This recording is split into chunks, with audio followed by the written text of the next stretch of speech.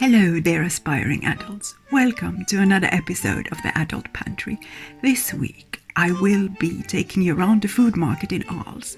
Arles is an ancient city in the south of France that dates back to Roman times.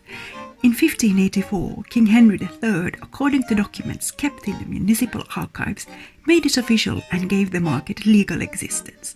In these times, any creation of a market should normally be preceded by a request addressed to the king, who alone could authorize it. A memoir from 1752 confirms the age of the Saturday market in Arles and specifies its terms. It also shows the importance of this market and the variety of products found there. And I quote, "The market, which is held on Saturday every week in the square in front of the town hall, has been a constant. They sell all kinds of fruit, vegetables, vegetable herbs, fresh and salted pork, salted fish, planons, which means young plants of mulberry trees, fruit trees, ironworks for the countryside, works in tin, shoes of all kinds, and finally works of jewelry and hardware. There are also second-hand clothes, sales of furniture, effects, cattle, and country attractions." End quote. And here we are today, some 437 years later, still at the same market. I must say hats off to the French for keeping tradition alive. Today Arles has 3 markets, 2 food markets and 1 second-hand market for antiques. The Saturday food market is the biggest, and it is considered to be one of the best in Provence. Local producers set up stalls along Boulevard de Lys, and it continues on for 2 kilometers to Boulevard Clemenceau. The market is full of smells and colors. It's fantastic. There is everything: fruit, vegetables, cheeses, flowers, spices, meats, fish, honey, you name it, all fresh and all regional. You can also find some stalls with clothes and shoes, but we are interested in the farmers market. So please join me as we stroll along. The reason we are here is I remember when I was younger, I didn't feel particularly confident about my cooking skills, and I hated going to the supermarket. I still do, by the way. Now, the mother of a dear friend, who is a formidable cook and a most gracious hostess, told me when I was complaining about my subpar cooking skills that the reason I don't like to cook is because I don't know how to buy groceries.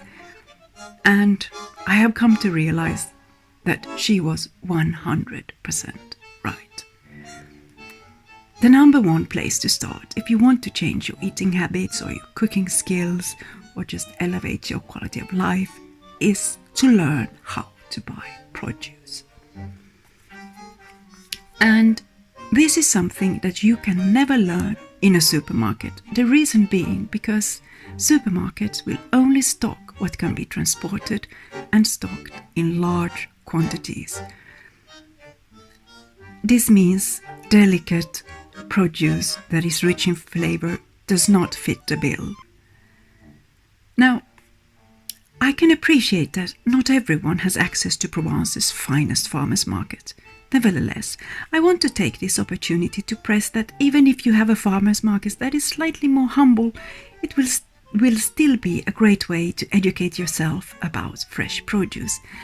The number one trick to cooking great food is to start off by buying great fresh produce. You see, by buying quality produce, you automatically will become a better cook. For instance, even such a thing as a simple salad. You will notice the greatest difference. Just switch out those bland supermarket tomatoes for farm fresh heirloom tomatoes, and voila! It's a totally different ball game, or should I say salad game. It might be that you're not bad at cooking, you might just be bad at shopping, like I was. So it makes sense that you want to start in a place where you will have access to good produce and learn from there. Once at the market, here's the last tip I will give you. Smell the fruits and vegetables and the produce, because good produce smells delicious. And on another note, you may notice that supermarket fruit and vegetables barely smell anything at all, and you can take this as an indication that it will also barely taste anything at all. Anyway, I hope this episode has given you confidence to try out farmers markets in your area and to up your groceries. Anyhow, darling aspiring adults, this episode is coming to its end. Thank you for tuning in. If you like this video, please leave a comment or a like.